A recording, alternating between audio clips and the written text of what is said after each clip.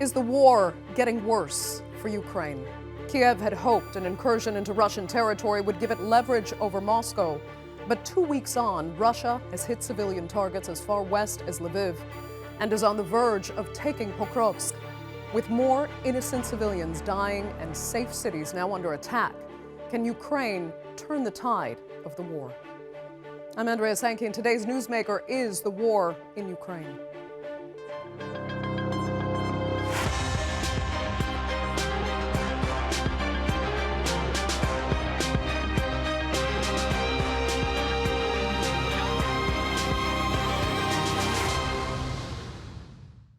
Though military aid continues to flow, Ukraine has struggled to counter Russia's nearly 3-year-long military assault.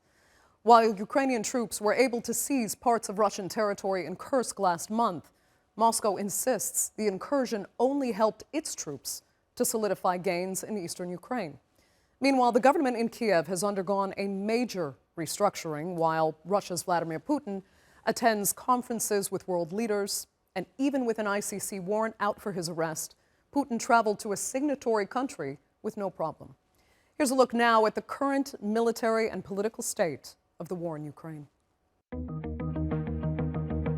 Shattered buildings and mass evacuations.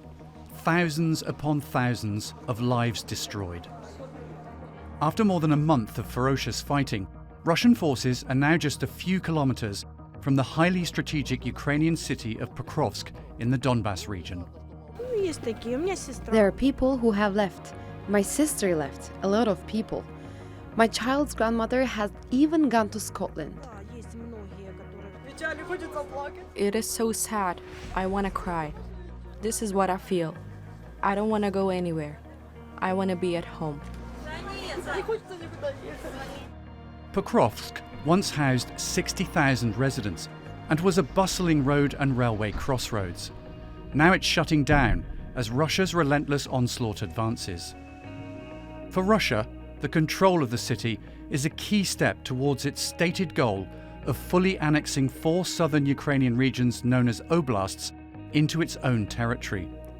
And the Ukrainians are fully aware of what's at stake. If we lose Pokrovsk, the entire front line will crumble. In a bid to divert Russian frontline troops away from Donbas, the Ukrainian army launched an audacious incursion into Russian territory in August. They were able to occupy dozens of villages in an area of 1,200 square kilometers in the Kursk region. All of this is more than just defense for Ukraine. It is now our primary task in defensive operations overall, to destroy as much Russian war potential as possible and conduct maximum counter-offensive actions. But some military experts are warning that sending highly trained soldiers into Russia and not to the Donbas front lines is already backfiring. President Putin has largely ignored the incursion, and it's resulting in the Russian gains near Pokrovsk. Their calculation was to stop our offensive actions in key parts of the Donbas. The result is known. They failed. In possibly a further sign of the strain being felt in Kiev, President Zelensky this week ordered the biggest government reshuffle of cabinet ministers since Russia launched its full-scale invasion 2.5 years ago. So with cracks appearing in Kiev and Russia on the front foot in Donbas, is the tide of war finally swinging in Russia's favor? So now nearing 1,000 days of war, there is still no real clarity on how or when this conflict could be resolved. Well, joining me now to debate whether Ukraine can change the momentum in the meantime are, from Kiev, Director of the Eurasia Democracy Initiative, Peter Zalmayev. From Moscow, lead expert at the Center for Actual Politics, Viktor Oleivch. And from Wrocław, Poland, head of research at the Foreign Policy Research Institute's Eurasia program and retired U.S. Army Colonel Robert Hamilton. Thanks all so much for being with me. You know, the last time we looked at Ukraine on this program, we discussed, of course, the Kursk incursion and its repercussions. Kiev had hoped that it would push Russia to move troops away from Pokrovsk, and 2 weeks later, so far it has not. Instead, Russia actually says it's used Kiev's miscalculation to the advantage of Moscow. So, Colonel Hamilton, I'll ask you first. Do you think Kiev's strategy is serving Ukraine? So I think the operation in Kursk for the Ukrainians was medium risk and medium to medium high reward. The risk, of course, is that those forces that are being used in Kursk could have been used to shore up Ukraine's defenses around Pokrovsk, where, as you noted, the Russians are making fairly steady gains every day of several hundred meters to a couple of kilometers. That's the major risk. The reward was potentially, I think Ukraine could do several things with the Kursk incursion. One is it sort of undercuts Putin's assurance to the Russian people that the war's really between the Kremlin and Ukraine and will not affect the Russian people. Clearly it has. Ukraine is in charge now of over 100 settlements. There have been IDPs, internally displaced persons, who've had to move out of these settlements in the Kursk region. So people are being affected in Russia by the war. I think the Ukrainians calculated, as you said, Andrea, that the Russians may move some forces away from Pokrovsk in the Kursk direction. It looks like they may have moved a couple of reserve brigades, but nothing.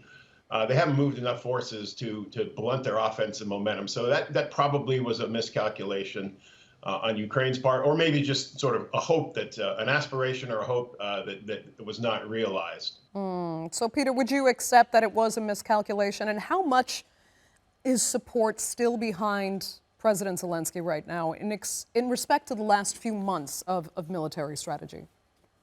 I wouldn't be at liberty to discuss the military sort of thinking behind this operation. I'm not a military expert, but from the political standpoint, the calculation was that, it would move Ukraine to a better bargaining positions for the time when, the two sides gathered together for peace talks. The time that's further and further removed as we speak, even though Vladimir Putin recently did say that, if the Ukrainians withdraw troops from Kursk, maybe then we can sit down and talk. There's a little bit of that shifting of the narrative. Obviously, the other calculation was that it would expose Vladimir Putin's weaknesses, just having such a porous border due to his incredible fixation on Ukraine. Be that as it may, whatever benefit that we received in Ukraine from this operation in terms of lifting of morale, the spirits both behind the front lines and soldiers fighting in the Donbass and elsewhere, it is with every passing day raising questions about whether this was the right decision, simply because Russians are continuing to go on the offensive. They may be within a few weeks from capturing crucial town of Pokrovsk in Donbass. So that is making the governmental position and Zelensky's position personally more and more precarious as people start to raise questions if this was worth it. We're moving some of the most battle-hardened troops, Ukrainian troops, to occupy Russia's territory, where its troops fighting to defend the Donbass are increasingly stretched.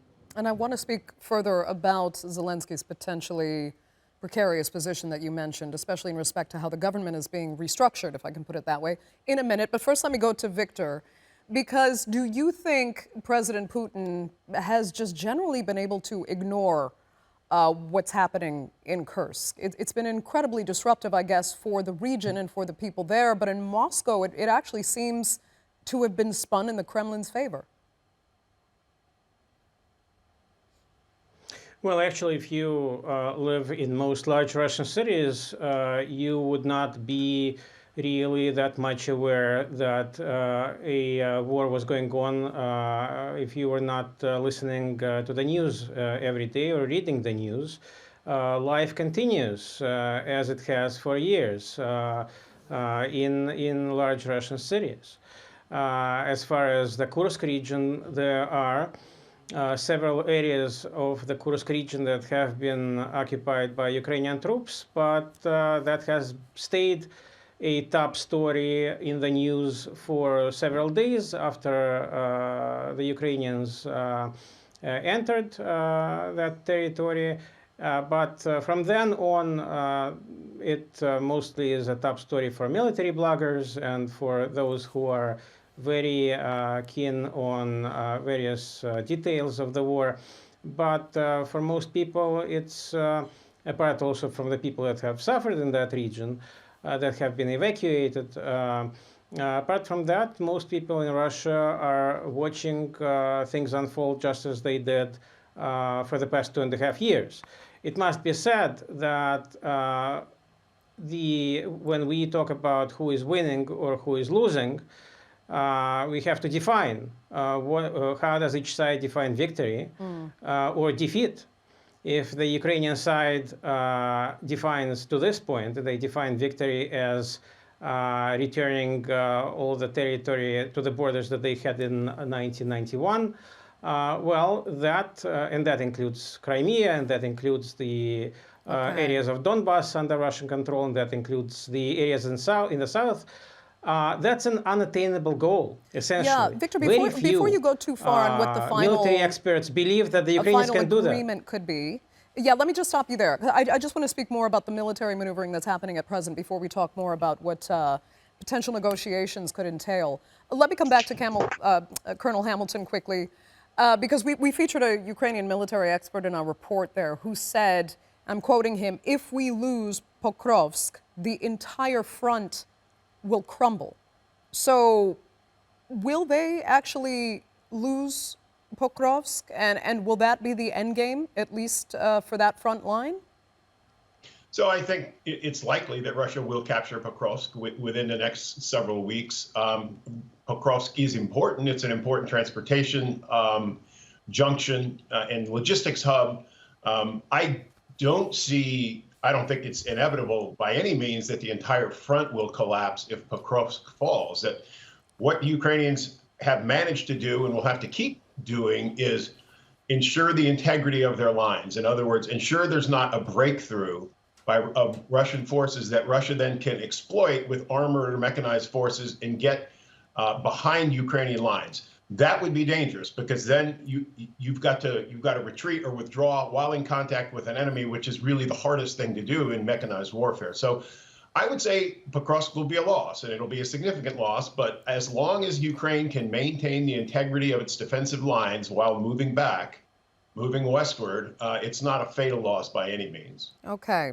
So, Peter, you're probably at least somewhat relieved to hear that, at least from the military perspective. But from the political perspective, it is quite disconcerting what we've been seeing in Kiev and this, I'll call it again, a government shakeup.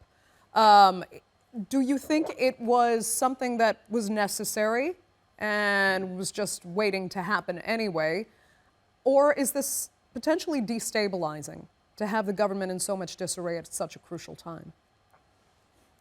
I don't believe it's destabilizing simply because it's questionable that these ministers had all that much power and all that many prerogatives apart from, as separate from the president's administration, and some of the people who are rightly considered as great cardinals of Ukraine's politics, such as the name of Andriy Yermak. I'm sure you've all heard of it. He's the chief of staff of Mr. Zelensky, and apparently the gentleman who's calling all the shots, even when it comes to foreign policy.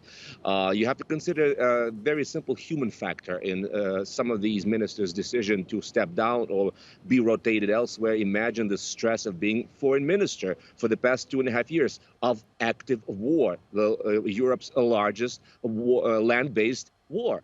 So it's probably understandable. Zelensky claims that this was planned all along, etc. I believe that this is a way for him to send a signal to the West that Ukraine is serious about cracking down on systemic corruption. And it's also part of the reason why he's reshuffling. You remember the scandal under the previous Minister of Defense, Mr. Reznikov, and he had to be dismissed, etc. Once again, whether this is mere window dressing or if it will lead to serious changes, I cannot say. It remains to be seen, but I would not read too much into these changes. Okay. I'm just curious quickly, Viktor, on that. Is Russia reading something into those changes? Well, Russia does not expect Kiev to change its policy. Russia doesn't really see a window for negotiations opening up from the Ukrainian side.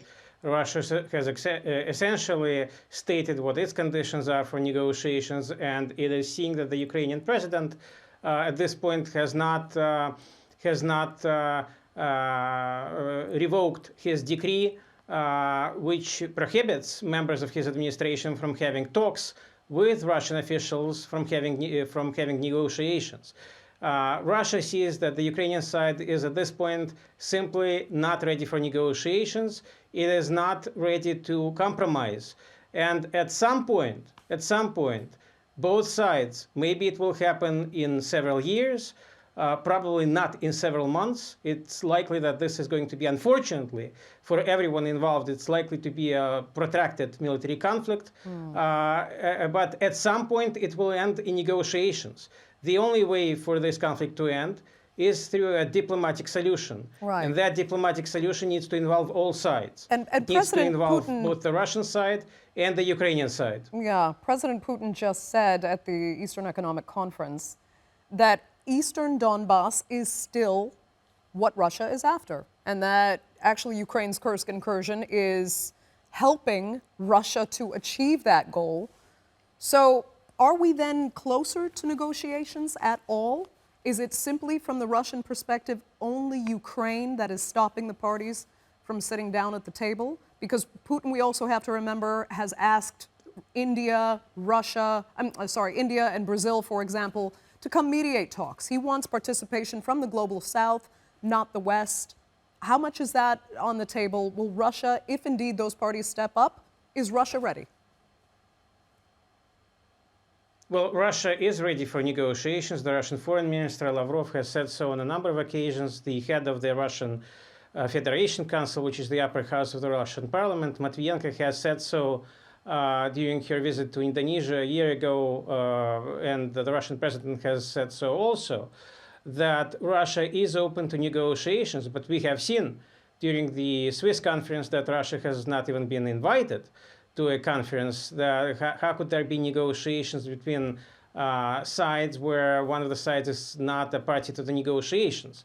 So at this point, as long as Ukraine demands that the subject of the negotiations be a prerequisite to negotiations, it's impossible to hold those negotiations, because it's obvious that Russian troops are not going to leave the areas they hold before negotiations start. Okay. That's not going to happen. The Ukrainian officials know that full well. Yeah, let me just go back to Peter on that then quickly. I mean, when will the time come where Kiev will potentially have to concede that they are going to have to concede territory to Russia? Is the dream for Ukraine to still maintain all of its territorial integrity no matter what?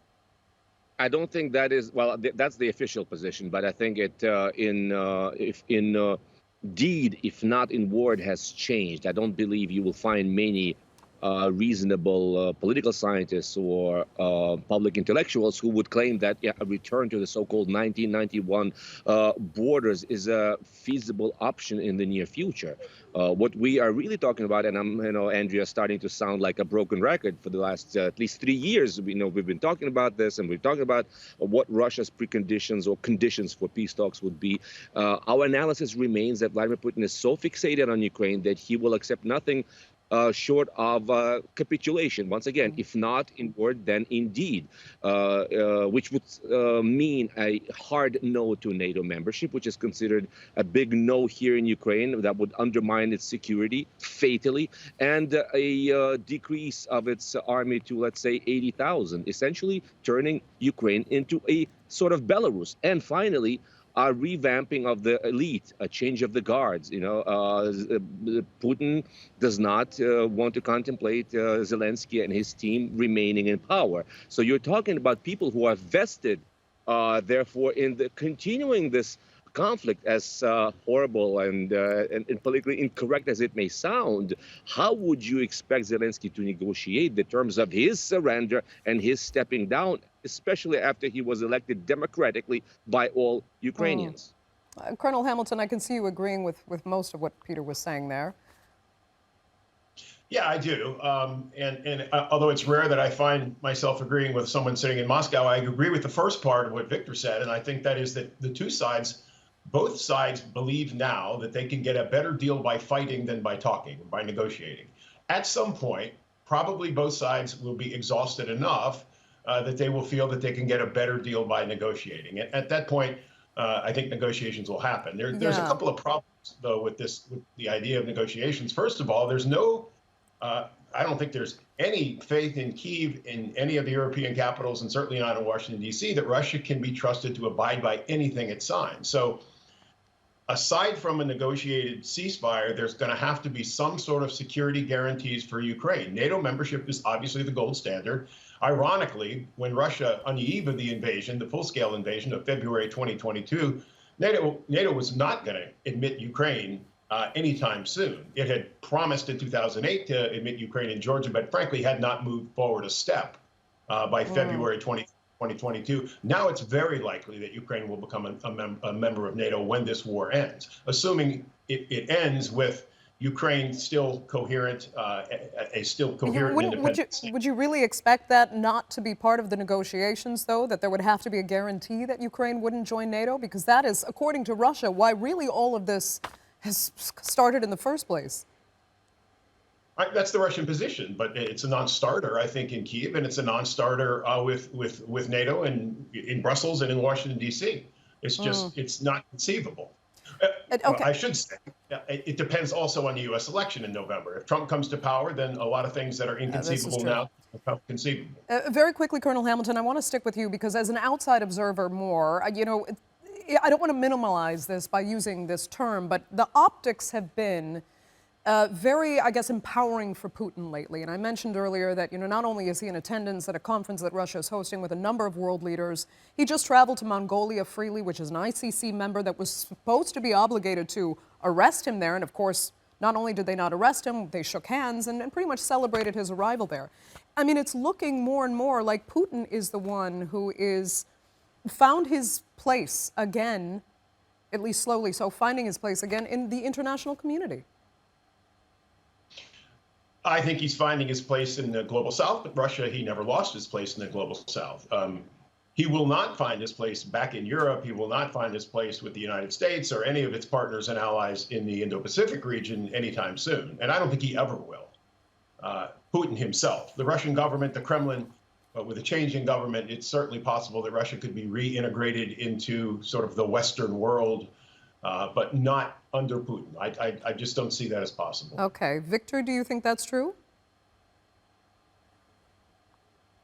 Well, look, from the Russian perspective, it was the West that caused a rupture in relations with Russia when Western powers decided that Russia should have no sphere of influence in the former Soviet space, and that NATO membership is a possibility for Ukraine in the future. Of course, for Russia, that was a red line. Putin has stated on a number of occasions for years that that is a red line that Russia is not going to let anyone cross. And so when the United States and its closest allies crossed that line, we have seen what happened. Now, going back to the question about negotiations, the Ukrainian government, Zelensky's government, was willing to sign a negotiated peace with Russia in 2022. There were negotiations being held first in Belarus and then in Istanbul, in Turkey, for several weeks, with Russian delegations, with the Ukrainian delegation taking part in these negotiations. And a negotiated settlement was, they were on the brink. And then the Western side, represented by the then British Prime Minister Boris Johnson, basically suggested to the Ukrainian government that it's better to fight, and that Kiev should just not sign that agreement and should just give war a chance. And we have seen what has happened since then: 2.5 years of war and no end in sight. And is there anyone who believes, I can see that even my colleague from Ukraine, Peter Zalmayev, does not really believe that Ukraine's official objectives in this war, regaining the 1991 borders, are achievable. It's obvious to both sides, including the Ukrainian side, that that objective is unachievable. So all the deaths every day, all the wounded, all the maimed that we are hearing about each and every day, are they what are they for? Okay. If we look at the Ukrainian objectives, let me what ask, are they actually fighting for? Let Peter respond to that. Peter, I can give you about 45 seconds.